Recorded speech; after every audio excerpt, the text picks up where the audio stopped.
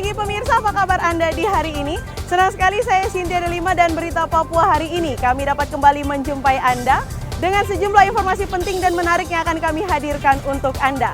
Dan berikut kami hadirkan 3 di antaranya.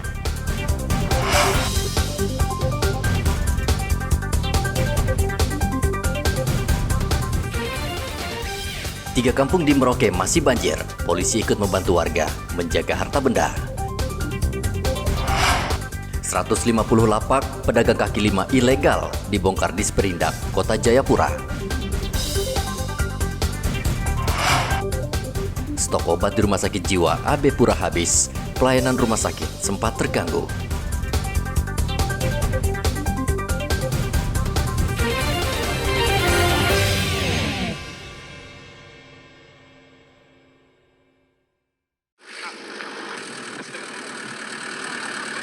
Polisi hingga saat ini masih berpatroli di lokasi banjir di kawasan Salor, Distrik Kurik, Merauke.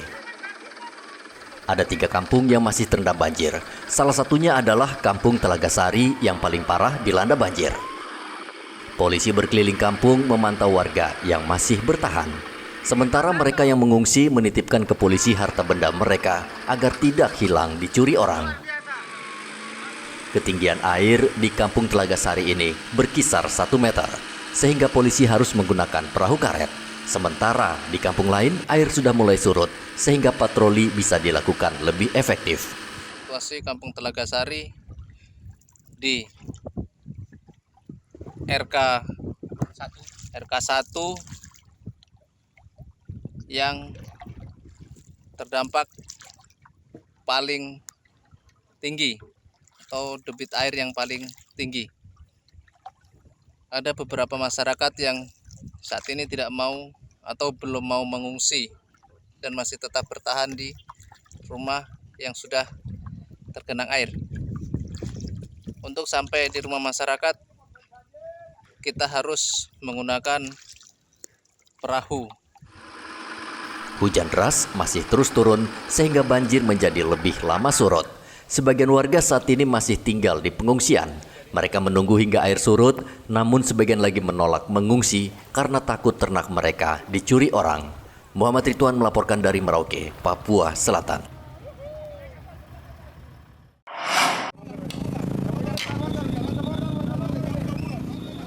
Dinas Perindustrian dan Perdagangan Kota Jayapura membongkar 150 bangunan ilegal milik pedagang kaki lima di Pasar Yotefa Lama, Kota Jayapura, Papua.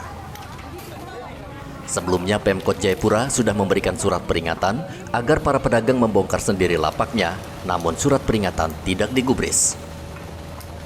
Penertiban ini dilakukan karena lapak PKL ini menyebabkan kemacetan dan mengganggu pengguna jalan, terutama pengendara kendaraan bermotor. Langkah tegas diambil Pemkot Jayapura untuk menata kawasan pasar menjadi lebih nyaman dan bersih.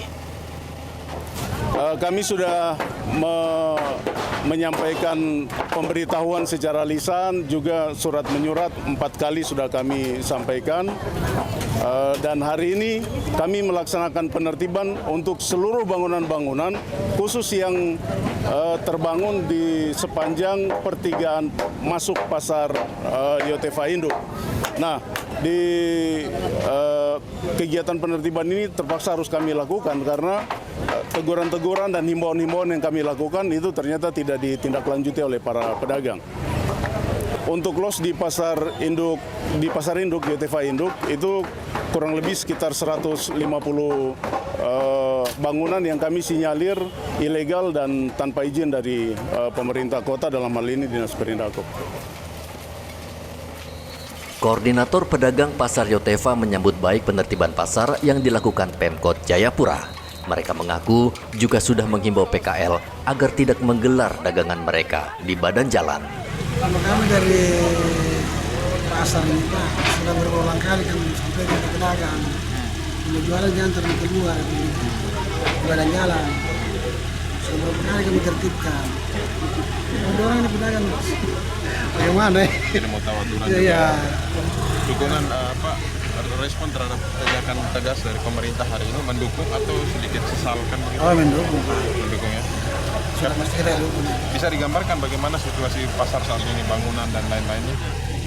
Kalau pasar ETP ini termasuk banyak bangunan liar. Yang kemarin kami lapor di Pak Kades supaya ditertibkan. Banyak bangunan liar. Jumlah pedagang di sini yang terdata berapa? 2.000 lebih kan? 2.000 lebih ya. Yang ilegal itu kira-kira ada berapa banyak? Perkiraan saja. Perkiraan kalau 2.000 itu yang resmi ya? iya.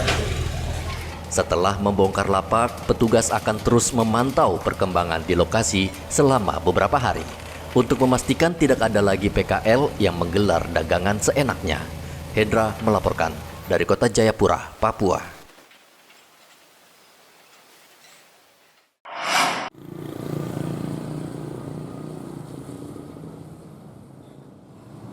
Harga telur ayam sebelum Idul Fitri hingga kini masih belum turun. Untuk satu rak telur ukuran kecil berisi 30 butir, saat ini dijual Rp90.000. Penyebab harga telur di Merauke tidak turun adalah harga pakan ternak yang terus naik, sehingga peternak ayam telur sulit menjual harga telur seperti sebelum Lebaran. Sekarang ini mulai naik lagi ya Pak? Naik tidak, tapi stabil saja. Stabil ya. Berapa per satu rak yang paling murah itu? Paling murah masih ada. Yang paling murah sekarang dijual 75 Pak ya? Sekitar 75. Kalau yang paling mahal berapa sekarang? 90. 90? Pak, ini kan kita jelang Hari Raya Idul Adha ya? Kurang lebih 2 minggu lagi. Nah, kira-kira potensi telur naik masih akan naik lagi Pak? Hari Raya ini kan tanggal 17 ya? Kayaknya tidak naik lagi. Tidak. Karena tidak sama kalau hari Idul Fitri ya? Macam Idul Fitri, Natal. Pak, telur untuk melonjak harga sekali. ini masih tetap mahal. Kenapa penyebabnya itu Pak? Itu karena pakan juga tidak ada itu turun, jadi masih harga tetap. Harga stabil. tetap itu ya? 530 itu ya satu rak, satu sakit. 510. 510 ya satu sakit. Namun menjelang Hari Raya Idul Adha, pedagang memperkirakan harga telur tidak akan naik. Saat ini, harga pakan ternak memang terus naik. Jika sebelumnya harga pakan ternak kemasan 50 kg seharga Rp480.000, kini naik menjadi Rp510.000 untuk satu sak dengan kemasan 50 kg. Muhammad Ridwan melaporkan dari Merauke, Papua Selatan.